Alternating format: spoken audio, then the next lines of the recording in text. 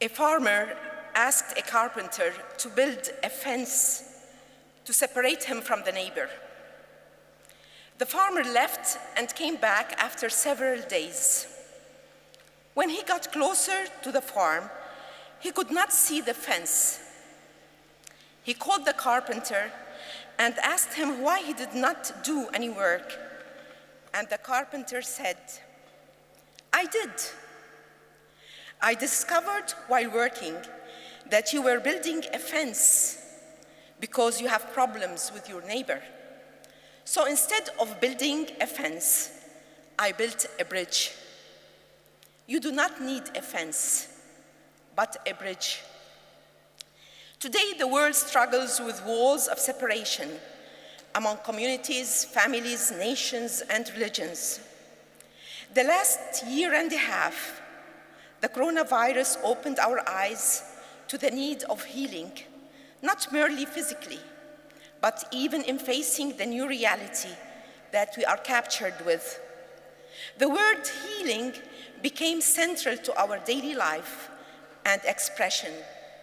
The COVID urged us to see life with different lens, to strive to work towards healing, to work towards peace and reconciliation among religions, where religions could play an essential role in leading the world towards healing.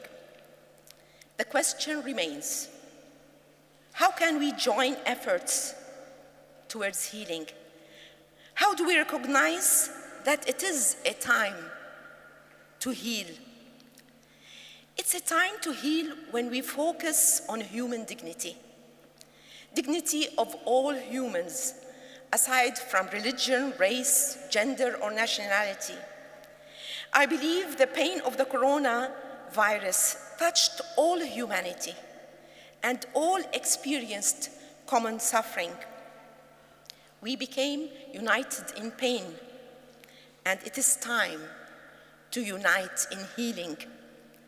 We are gathered today to focus our eyes on how to lessen the pain of every human, and how religion can be a tool for preserving the dignity of all suffering, marginalized, whether it's in the line of the gender, class, race, and other forms of discrimination and prejudices.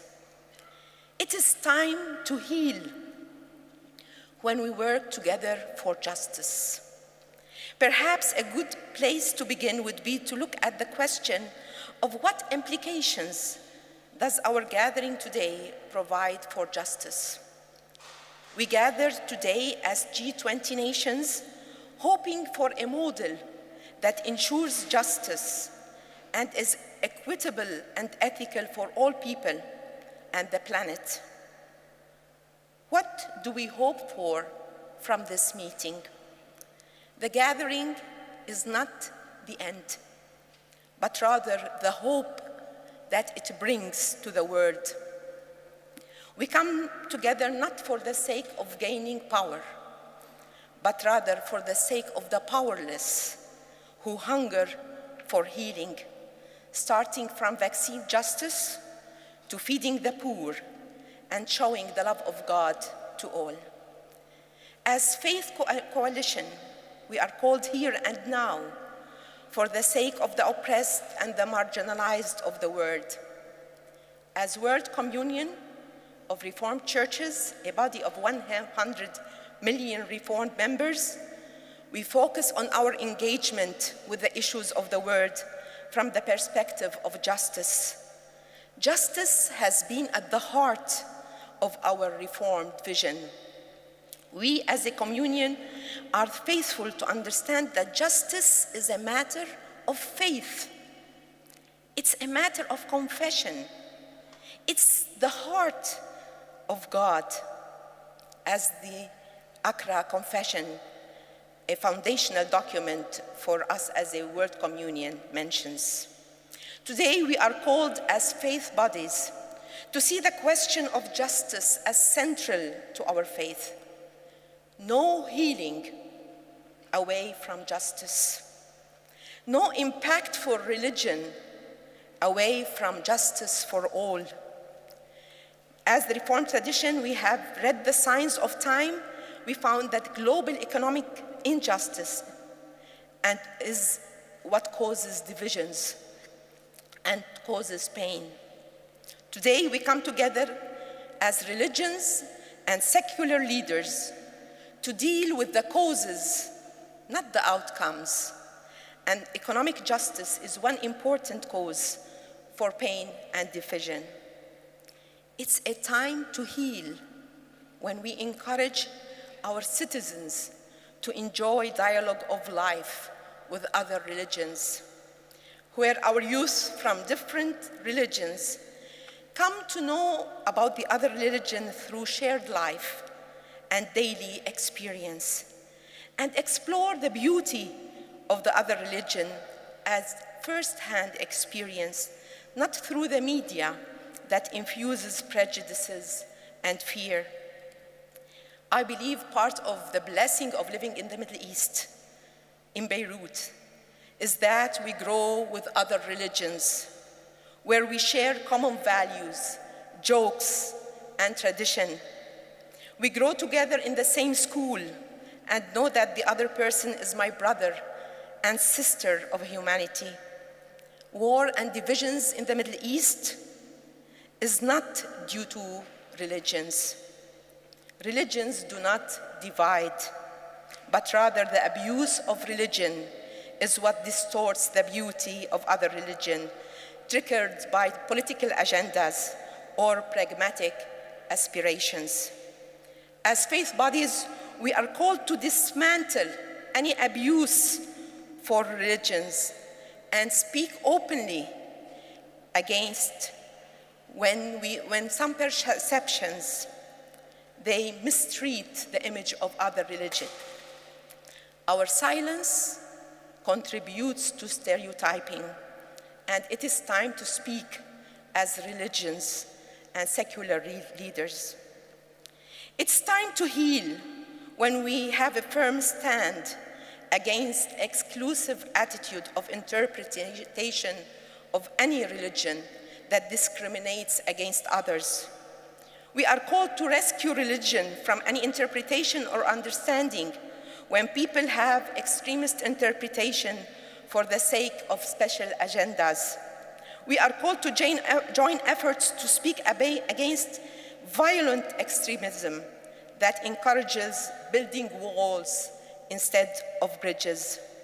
I believe that every religion is called to scrutinize the practices that is done so that we do not distort the beauty of God in the way we live. It's time to heal when religion impacts life of our younger generation. Youth challenge religions with questions of relativity to their life. How can we be an impactful religion that meets the struggle of today for our young people? We are called to heal the gap between the youth and their involvement in religion. It's time to hear them, to include them, and strive towards healing their values that was affected by the corona.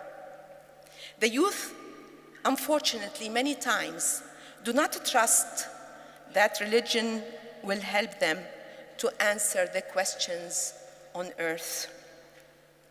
It's time to encourage our youth to be activists for human dignity, walking side by side with their religious leaders.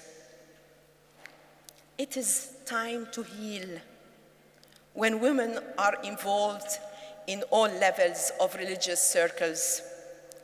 Healing will not happen away from full involvement of women in allowing them to use their talents in building a better tomorrow and becoming involved in leadership.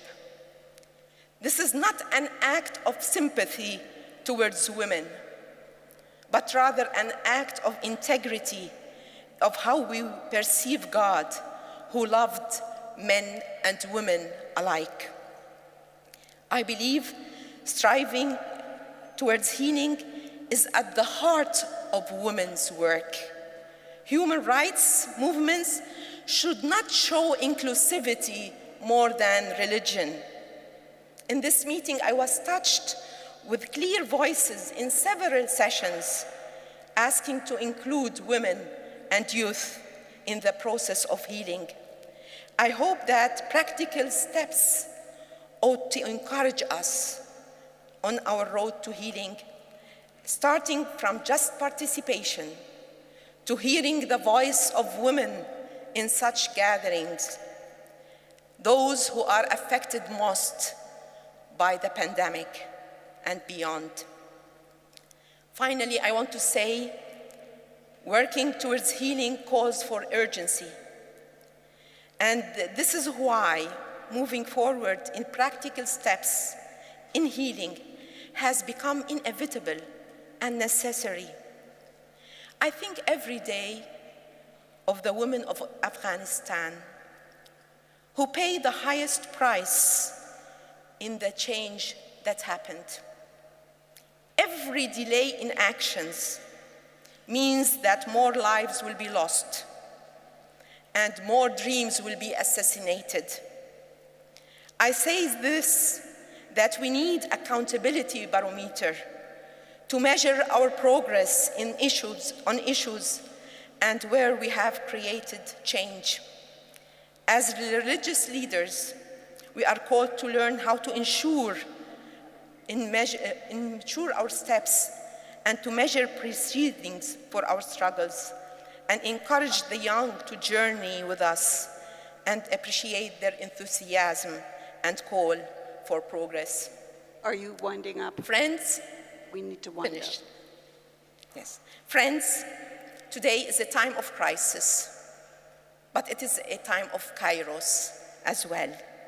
Civil and religious players are cooperating where we are open to hear each other, to point where it hurts, to shift from generalizations to specifics, and to move together to new imagination, where religions are essential contributors for healing and dignified life of all, not only in heaven, but on earth as well. Today, friends, we have a great opportunity to have a sincere dialogue and to work together toward peace and reconciliation, to build bridges, not walls. Thank you.